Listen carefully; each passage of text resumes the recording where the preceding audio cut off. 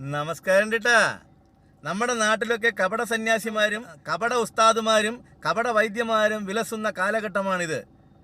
ഞാൻ പറയാൻ ഉദ്ദേശിക്കുന്നത്, അതേപോലെ കപട വേഷധാരിയായ കാഷായ വസ്ത്രമണിഞ്ഞ ആട്ടിൻ തോലിട്ട ചെന്നായയെപ്പോലൊരുത്തനാണ് ഈ ഹിമവൽ ഭദ്രാനന്ദ എന്ന് പറയുന്ന സ്വാമി എന്ന് അവനെ പറയാൻ കൊള്ളൂല.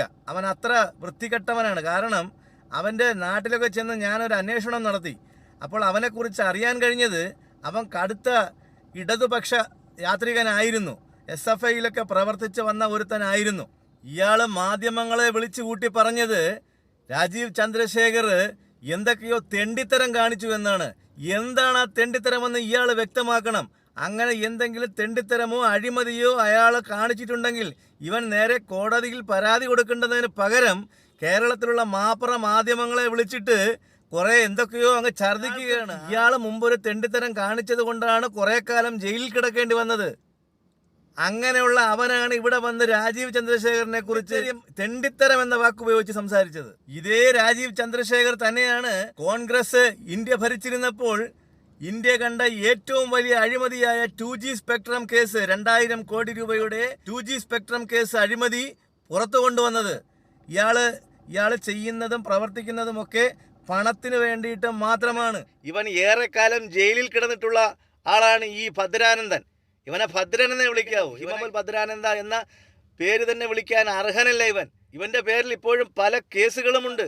ഇവനെ ഇപ്പോൾ പല കേസുകളിൽ നിന്നും ഊരിക്കൊടുക്കുന്നതും സംരക്ഷിച്ചുകൊണ്ടിരിക്കുന്നതും ഇപ്പോൾ ഭരിച്ചുകൊണ്ടിരിക്കുന്ന പാർട്ടിയാണെന്നുള്ളതിന് വ്യക്തമാണ് ഇവന്റെ സ്റ്റേറ്റ്മെന്റ്. ഇയാളെ അറിയപ്പെടുന്നത് തോക്ക് സ്വാമി എന്നാണ്. ഇവന് ഹിമവൽ ഭദ്രാനന്ദ, ഇവൻ ഹിമാലയത്തിൽ പോലും പോയിട്ടില്ല. ഇവൻ ഹിമാലയം എന്താണെന്നോ ഒരു സന്യാസം എന്താണെന്നോ അവൻ യാതൊരു ബോധവുമില്ല. ഇത്തിരി അറ്റവും തുമ്പും ഒക്കെ പഠിച്ചിട്ട് വന്നിട്ട് ചാനലുകളിൽ വന്നിരുന്ന് ഗുണ വർത്താനം പറയുന്നതല്ലാതെ ഇവനെയൊക്കെ സമൂഹത്തിൽ നിന്ന് അടിച്ചെറ്റി കളയേണ്ട സമയം കഴിഞ്ഞു.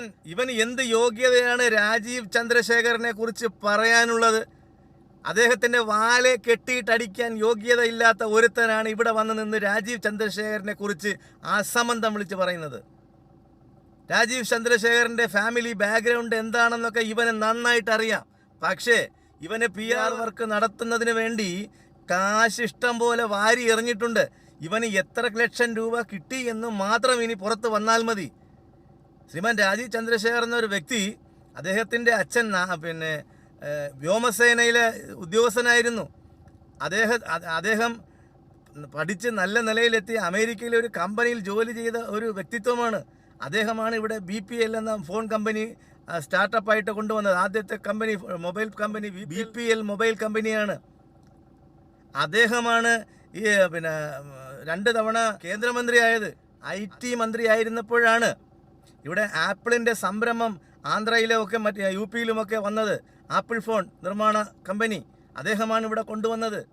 അദ്ദേഹത്തെ പോലുള്ള വ്യക്തിത്വങ്ങളെയാണ് ഇദ്ദേഹം മറ്റുള്ള പാർട്ടിക്കാരുടെ കയ്യിൽ നിന്ന് ഫണ്ട് വാങ്ങിയെന്ന് തന്നെ പറയേണ്ടി വരും. പൈസ വാങ്ങിയിട്ട് ഇത്തരത്തിലൊക്കെ വൃത്തികേടുകൾ വിളിച്ച് പറയുന്നത്.